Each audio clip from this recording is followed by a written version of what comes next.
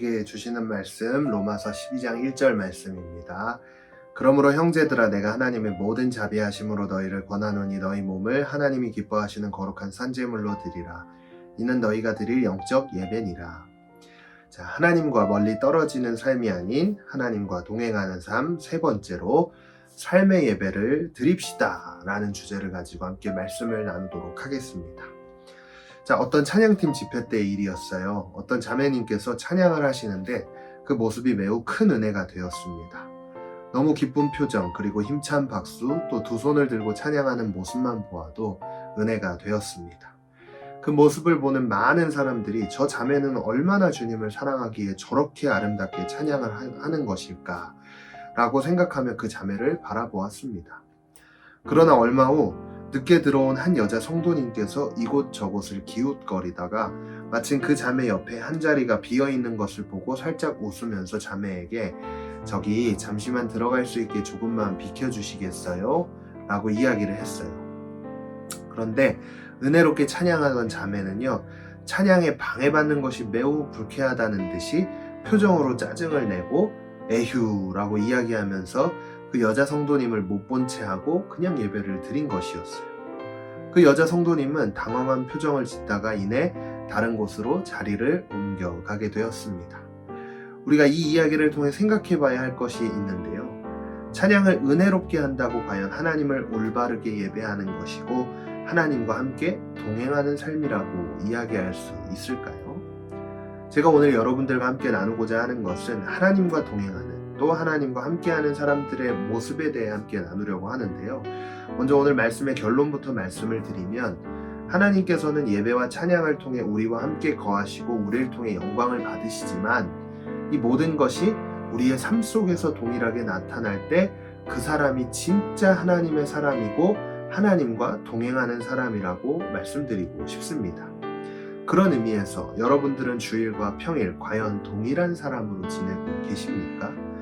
이러한 모습을 점검한다면 내가 하나님 앞에서 어떤 위치에 있는지를 우리는 점검해 볼 수 있는데요. 그 이유는 우리가 드리는 주일에 드린 이 예배를 시작으로 삶으로 나아가 드려지는 삶의 예배를 승리하기 위해서는 반드시 하나님과 동행해야 하기 때문입니다. 그런 의미에서 오늘 본문은 우리가 드려야 될 예배를 이렇게 정의하는데요. 그러므로 형제들아 내가 하나님의 모든 자비하심으로 너희를 권하노니 너희 몸을 하나님이 기뻐하시는 거룩한 산제물로 드리라. 이는 너희가 드릴 영적 예배니라. 자, 하나님 앞에서 거룩한 산제물로 우리의 몸과 마음을 내어드릴 준비가 된 자, 그 사람을 통해 하나님은 기뻐하실 것이라고 이야기하고 있는 것을 통해 우리가 하나님 앞에서 어느 위치에 서 있는지를 점검할 수 있다고 말씀드릴 수 있는데요. 하나님께서 기뻐하시는 삶은 반드시 삶의 자리에서 주일에 드렸던 예배와 동일하게 삶의 예배를 통해 하나님과 함께 동행하는 삶을 살아가게 된다는 것을 저는 말씀을 드리고 싶습니다. 그렇다면 우리가 마땅히 드려야 될 삶의 예배는 무엇일까요? 저는 우리 각자에게 주어진 삶의 상황 속에서 그리스도의 향기를 나타내는 삶을 살아내는 것이다 라고 정리해 보고 싶은데요. 자, 이 말씀에 주목해 보세요. 자, 우리가 속한 가정에서 자녀가 부모에게 해야 할 마땅한 삶을 통해 그리스도의 향기를 나타내야 합니다. 그리고 학교에서 그리스도인으로서 소외된 친구들에게 찾아가 때론 친구가 되어주기도 하고 말과 행동이 다른 친구들과는 다르다는 것을 보여줌으로써 그들에게 그리스도의 품격을 나타내야 한다라는 것이죠. 그러나 이 모든 일들을 감당하기 위해서는요, 반드시 기억해야 돼요. 하나님으로부터 멀리 떨어졌을 때 안 되는 거예요. 우리가 하나님과 동행할 때 가능하다라는 것을 기억했으면 좋겠습니다. 자, 그렇다면 이제 끝으로 하나님으로부터 멀리 떨어지지 않고 하나님과 매 순간 동행하기 위해서 우리가 해야 될 게 뭘까요? 이 말씀을 통해 정리하려고 하는데요. 전도사님은 예배에 목숨을 걸어야 된다라고 말씀을 드리고 싶습니다.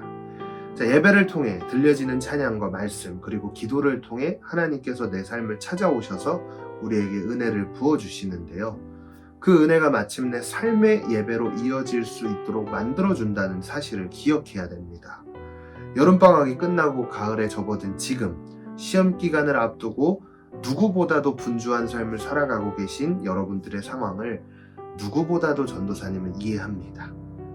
그렇기에 우리가 주일 예배를 드리는 것이 때론 부담스럽고 참석하는 것조차 어렵다고 느낄 때가 있는 것 같아요. 그러나 그럼에도 불구하고 우리가 이 예배 자리로 나와 하나님 앞에 온전한 예배를 드릴 때 우리는 하나님으로부터 멀리 떨어지는 것이 아니라 하나님과 함께 동행할 수 있는 삶이 될 수 있다는 사실을 기억하십시오. 그리고 무엇보다 삶 가운데 삶의 예배를 승리할 수 있게 된다는 사실을 기억하면서 이제 하나님과 멀리 떨어지지 않고 하나님과 동행하게 만들어주는 그 예배 자리에 온전히 참석할 것을 결단하는 우리 모두가 되기를 간절히 소망하며 함께 마음을 모아 기도하겠습니다. 하나님, 오늘도 말씀을 통해 예배의 중요성에 대해서 함께 나누었습니다. 예배를 통해 부어주시는 은혜를 가지고 삶의 예배를 승리하며 하나님과 멀리 떨어지는 것이 아닌 하나님과 함께 동행하는 삶을 살게 된다는 사실을 깨달아 알았습니다. 그렇기 때문에 우리의 삶이 더욱더 예배에 목숨을 걸 수 있는 귀한 마음과 또 은혜를 부어주셔서 그 은혜를 가지고 온전한 예배를 승리할 수 있도록 주께서 우리에게 은혜를 베풀어 주시옵소서. 예배를 드리는 것이 때론 부담으로 찾아올 때가 있습니다. 그러나 그 부담조차도 이겨낼 힘을 더해 주시고 삶 가운데 삶의 예배를 통해 하나님과 동행하는 삶을 살아가는 우리 모두가 되길 원하오니 주님, 오늘의 삶 가운데 함께하여 주실 줄 믿으며 이 모든 말씀 예수님의 이름으로 간절히 기도했습니다. 아멘.